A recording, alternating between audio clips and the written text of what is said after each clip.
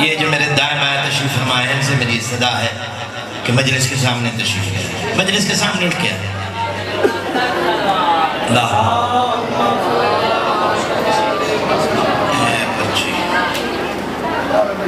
عبادت کی قبولیت کے لیے بلند ترین صلوات۔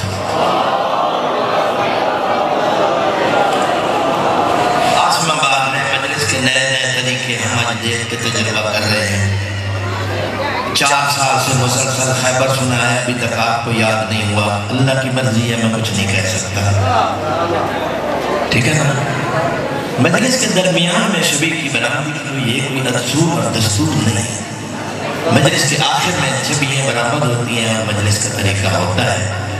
آپ بیچ میں شبیہ برآمد کر کے دوپہر کے وقت مجلس کا ماحول متاثر کرتے ہیں، مرضی ہے آپ کی صلوات پڑھیں بلند آواز سے۔ ہماری شرعی ذمہ داری ہوتی ہے، ہم آپ کو راضی نہیں کرتے، ہمارا مقصد حسین کی ماں کو راضی کرنا ہوتا ہے۔ اور ایک بات یاد رکھیں، امام محمد باقر علیہ السلام کا فرمان ہے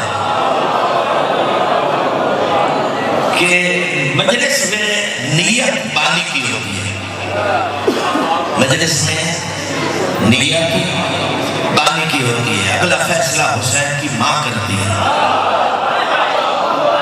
اور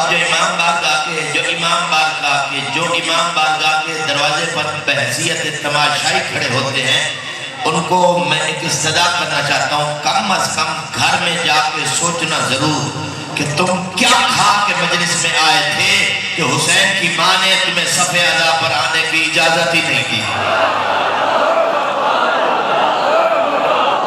بے توجہ ہے؟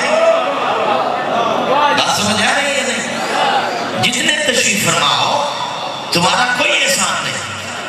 گزشتہ رات عشاء کی نماز کے بعد جن کا حسین کی ماں نے نام لکھا وہ صف اعضاء پہ بیٹھا ہے، اور جن کا نام حسین کی ماں نے نہیں لکھا وہ گھر سے آگے بھی یہاں نہیں آ سکتا۔ صلوات پڑھ لو بلند آواز سے۔ دامن باغ میں گنجائش نہیں، میں لاہور کا خمسہ پڑھ رہا ہوں، میرے بچے کی خواہش تھی ورنہ میں مزاجن ممبر سے اٹھ کے چلا جاتا، کیونکہ میں نے آج تک وعدہ خلافی نہیں کی۔ مجھے زندگی سے زیادہ وعدہ وفا ہے، میں زندگی سے زیادہ اپنے وعدے کو اہمیت دیتا ہوں۔ بچے سے وعدہ کیا تھا، میں رات کو پڑھ کے ملتان آ گیا، صبح پھر ادھر حاضر ہوا گیا، پھر یہاں بیٹھا ہوں تو یہاں وہ پڑھ رہا ہے، وہ پڑھ رہا ہے، وہ پڑھ رہا ہے، توجہ ہے یہ نہیں ہے؟ آپ شیعہ حضرات نقل سے جان چھڑاؤ گے کب؟ یہ ممبر نقالوں سے کب صاف ہوگا؟ جو بھی آتا ہے وہ کسی کی نقل کر کے چلا جاتا ہے، آپ اس سے پوچھو تو نے کیا یاد کیا ہے وہ سنا۔ عجیب ذاکری ہے، عجیب مکتب ہے، عجیب مذاق ہے۔